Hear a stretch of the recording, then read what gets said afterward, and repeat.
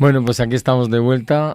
Tras esta meditación del Pastor Manuel Murcia, vamos a compartir esta zona mixta, última parte de nuestro programa, hoy especial, porque hay una ceremonia de Santa Cena. También es el momento en el que el templo ha acabado su reforma y se ha quedado pues, muy bonito, la verdad, muy moderno, con esas luces LED en el techo. Antes estaban esas pantallas de tubos fluorescentes. La verdad que esta mañana me he quedado impresionado, ¿no?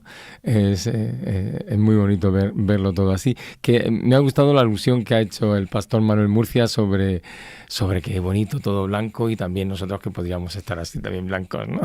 Estamos que ni con jabón de lavadora sino con la suciedad de nuestro corazón, ¿no? Bueno, ha sido muy bonita la meditación. ¿Qué te ha parecido, Esther? Oye, pues yo creo que, bueno, una vez más, ¿eh? El guión definitivamente lo hace el Espíritu Santo, es Amén. increíble. Porque está muy hilado con lo que llevamos toda la mañana compartiendo, ¿verdad? Ujú. Porque, fíjate, cuando ahora lo ha llevado al tema del amor imperecedero, es que me ha parecido preciosa la visualización del asunto, ¿no? Ujú. Esto de el templo, esto de, yo pensaba que no he hablado de ello, pero bueno, que me hago la aplicación, ¿no? El cuerpo, mi cuerpo es el templo, ¿no? Yo soy templo también del Espíritu Santo. Entonces, claro, eso me invita a hacer un paralelismo con respecto a todo lo que nos ha contado, ¿no? Al final de lo que va esto, Antón, es de una historia de amor, ¿no? Y de una historia de amor de Dios con nosotros, de nosotros con Dios, de ese amor que efectivamente por su parte tiene todas las características de lo maravilloso y bueno, que nosotros evidentemente, y como decíamos en la lección, pues tenemos nuestras infidelidades, nuestros asuntos, nuestras suciedades, nuestras cosas, y resulta que me sirve para hilar, ¿no? La historia de amor y la historia de lo importante que es el templo. Y la verdad es que me pareció muy interesante.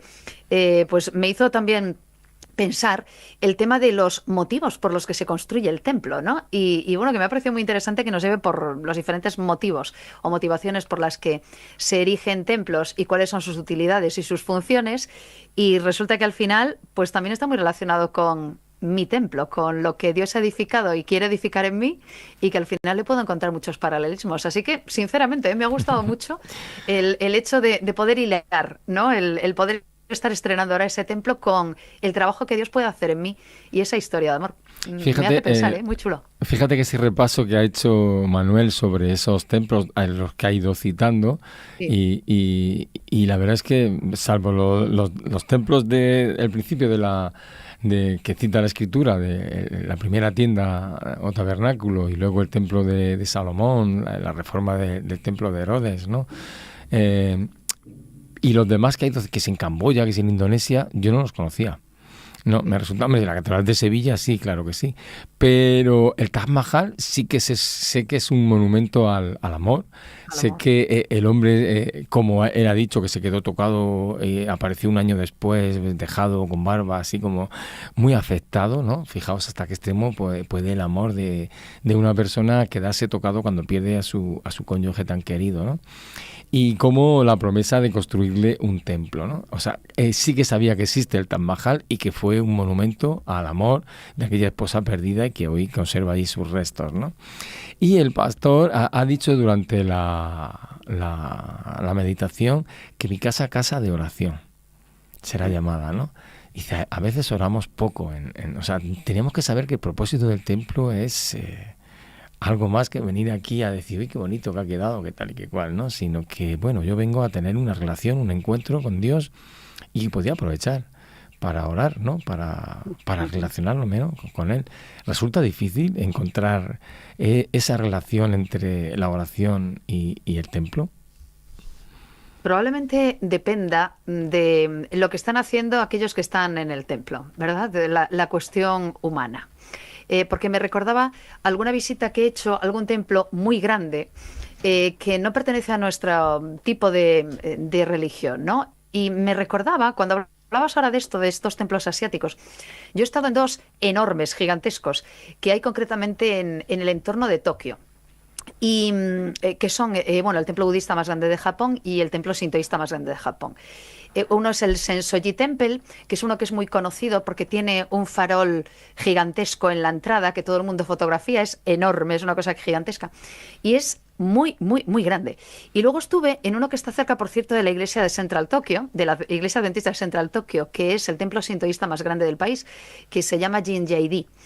Los dos son lugares gigantescos, enormes, y comparten algo que a mí me resultó muy interesante, y es el silencio. El silencio y además la actitud de oración. Yo visité ambos en alguna de las ocasiones sola y en otras ocasiones con gente japonesa. Y bueno, cuando estás allí sigues un poco los rituales también que hacen ellos y de forma respetuosa. Yo participé también, estuve pues como espectadora en algún sermón también de tipo de corte budista y bueno, me resultó muy interesante ver, ¿no?, cómo ellos también practican y cómo ellos adoran. Tienen un sentido de la reverencia muy interesante. Son lugares silenciosos, muy silenciosos. Al margen de la zona especialmente turística donde todo el mundo hace fotografías, cuando te adentras en las instalaciones, la perspectiva es de silencio. Y está todo lleno de motivos de oración y de elementos para que participes de la oración, lo cual resulta muy interesante, ¿sabes? Lo traigo a lo nuestro, ¿no? Muchas veces, probablemente, estamos tan ocupados conversando, hablando, haciendo cualquiera otras cosas, que está bien, y también socializamos en las iglesias. Y probablemente a veces nos falta un poquito del silencio requerido también para el encuentro personal con Dios, la oración. Ese sentido del tú a tú. Cualquier iglesia adventista del mundo, cualquier iglesia de cualquier tipo, debería ser un lugar que favorezca la oración. Y eso, si no está ocurriendo, nos falla un poquito. Richard, bienvenido a la Zona Mixta. Gracias. Cuando hablamos de la importancia del templo, yo creo que ahora, como dice la Escritura, también nuestro cuerpo es templo del Espíritu Santo. Dios, como ha dicho el pastor, quiere morar en un corazón pequeño como el nuestro, quiere ser, digamos, un huésped, ¿no? El que abre la puerta de su corazón, entraré a él, cenaré, toda esa simbología. Pero después de todo este repaso a todos estos templos, ¿no? Y bueno, que en el caso nuestro, nuestro templo sirve para congregarnos, con ese fin de meditar, de alabar a Dios. Pero ¿cómo puede ser el pueblo todavía, a día de hoy, el pueblo moderno de Israel, tan obsesivo con construir el tercer templo? ¿Qué puede haber en el ser humano que quiere tener un templo con el que enorgullecerse, con el que hacer una tradición ritual que ha hecho por siglos? ¿Qué motivo puede llevar a las personas a financiar y a construir, e incluso a veces pues tener que echar a las personas que poseen esa zona para ellos construir su templo? Pues primero voy a argumentarte una cosa distinta, sí, y termino respondiéndote eso. Vale. Y tiene que ver mucho con la confusión de cuál es el templo, ¿vale? Solo hay dos templos. Uno, el que estaba como tienda de reunión en medio de Israel, que luego se construyó en Jerusalén, ¿vale? Ese primer templo, aunque fue destruido y reformado, ese es un templo, y el otro es el templo celestial. Y qué bueno que luego Jesús haga un cambio del significado de templo, ¿vale? Porque normalmente nosotros confundimos templo con la iglesia, con la iglesia, el lugar de reunión, que es más bien una sinagoga, no el templo. Uh-huh. El templo es el lugar que tenía la presencia de Dios. Y voy con esa respuesta que tú hacías. La gente se muere por tener templos enormes, inmensos, catedrales espeluznantes, lugares que visualmente sean cuanto más grande mejor. De las cuales enorgullecerse, vanagloriarse, ¿no? Uh-huh. Para decir, tengo la catedral más grande, o tengo la iglesia más grande, o tengo el templo más alto. El templo es el lugar donde la presencia de Dios estaba para interceder por el hombre. El pastor nos lo ha dicho en el sermón, en algún momento. Yo soy templo del Espíritu Santo. El templo ahora mismo soy yo, es mi cuerpo, es donde Dios se relaciona conmigo. Entonces, está bien que tengamos iglesias bonitas, porque cuando yo tengo una iglesia bonita significa que para mí Dios es importante, ¿verdad? Me vais a permitir hacer un símil rápido. Cuando uno entra en una cocina de un restaurante y la veis sucia, ¿cómo es la comida que os sirven? ¿Cómo os imagináis? Contaminada, al menos. Igual de sucio. Cuando uno entra en un sitio y el baño está sucio, claro. ¿Verdad? Dice, si así está el baño, que es lo que se ve, imagínate cómo estará la cocina que no se ve. Cuando uno entra en un cuarto de un adolescente y está todo revuelto, te imaginas que su vida está desordenada, que necesita colocarse. Así que cuando uno entra en una iglesia y está descuidada, sucia, pues ese es el tipo de relación también de los fieles. Dios no es su prioridad. Les da igual tener un lugar donde se reúnan que no dé honra a Dios, mientras a lo mejor sus casas están bien, ¿vale? Pero no deja de ser un lugar de reunión. El lugar donde Dios se relaciona, y ahí deberíamos de diferenciar entre donde nos reunimos para hablar de Dios y donde Dios se relaciona con nosotros, es mi templo, y eso es lo que tengo que cuidar yo. Eso es lo que sí que es importante. Así que ellos pueden seguir trabajando y reuniendo dinero y empeñándose en levantar un tercer templo. A lo mejor es el más espeluznante y echan por medio a todos los palestinos y le hacen el templo más inmenso que uno se puede imaginar. Bueno, en definitiva, templos ya no va a haber más. El templo de Jerusalén perdió su significado porque ya su simbolismo tuvo su cumplimiento. Jesús intercede ya, como dice el apóstol Pablo en el libro de Hebreos, es el sumo sacerdote en el santuario celestial. Y ahora Él se relaciona con nosotros en nuestros templos. Eso es lo que debería de preocuparnos. El resto, bueno, pues es una pena que no conozcan al Jesús de la Biblia para tener las cosas mucho más claras. Esther, y ya que hablamos de templo, también tiene una función, una funcionalidad para a veces celebrar determinadas cosas. Lo mismo se celebran enlaces matrimoniales, como hablamos hoy, ¿no? Que, por ejemplo, hoy que celebramos en el contexto de la Semana Santa una ceremonia de Santa Cena que nos recuerda aquel acto que simbolizaba la liberación del pueblo de Israel de Egipto y que luego Jesús le da un nuevo significado, ¿no? Porque Jesús comienza hablando, esta es la copa del nuevo pacto, mi sangre será derramada por todos vosotros, este es mi cuerpo que será entregado por todos vosotros, ¿no? Y todas las veces que comiereis este pan, la muerte del Señor, dirá Pablo, anunciáis hasta que Él venga, ¿no? Precedida por ese lavamiento de pies que Jesús hace a sus discípulos. A veces hay personas que se retraen cuando se celebran este tipo de actos dentro de la Iglesia, que es perfectamente loable que se recuerden, ¿no? ¿Qué te parece a veces excluirse? Porque uno se encuentra y dice, no estoy preparado. ¿Qué preparado para qué? Que si preparado, el corazón nuestro es como es. Entonces, pues oye, lávate, como ha terminado el pastor su sermón, pidiendo perdón a ese hermano, lávale los pies, diciendo que las relaciones pueden comenzar a ser restauradas si tú das ese paso, ¿no? Entonces, ¿qué opinión te merece? ¿Te gusta participar en las ceremonias de Santa Cena, en el rito del lavamiento de los pies? Mira, es cierto aquello de que, y me he puesto el texto de fondo, Dios no habita en templos hechos de manos humanas, lo cual no quiere decir que no pueda estar aquí con nosotros en este momento y en aquel momento en el que efectivamente estás haciendo algo que Él ha recomendado hacer porque es para nuestro bien. Es evidente que la Santa Cena cumple una función que sigue siendo extraordinariamente didáctica. ¿Cuánto aprendemos de la Santa Cena? ¿Cuánto aprendemos de lo que Jesús hizo en aquella última Santa Cena? La última en la tierra. ¿Y cuánto aprendemos del simbolismo de cada uno de los elementos? Yo soy de las que en algún momento, no participó en la Santa Cena porque me lo habían explicado mal. ¿Sabes? Porque no me sentía suficientemente digna para participar, porque en algún momento había un desencuentro, había algo que estaba funcionando mal o había algo en mi vida que no me gustaba, bueno, como puede haberlo ahora, ¿no? Pero tenía esa mentalidad de que no estaba suficientemente, comillas, limpia, con jabón, para poder participar. Eso a mí me ha ocurrido, me ha pasado.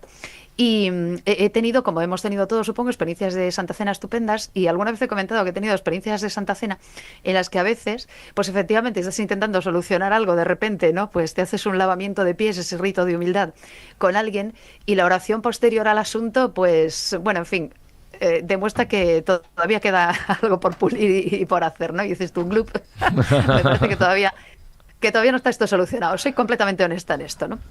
Y la verdad es que a mí me ha sentado muy bien y yo he disfrutado y he participado de la Santa Cena. Y haríamos bien volver a hablar de esto y, ¿sabes?, en facilitar también a las personas, no en alejarlas de la Santa Cena, sino en volverlas a acercar al rito de la Santa Cena.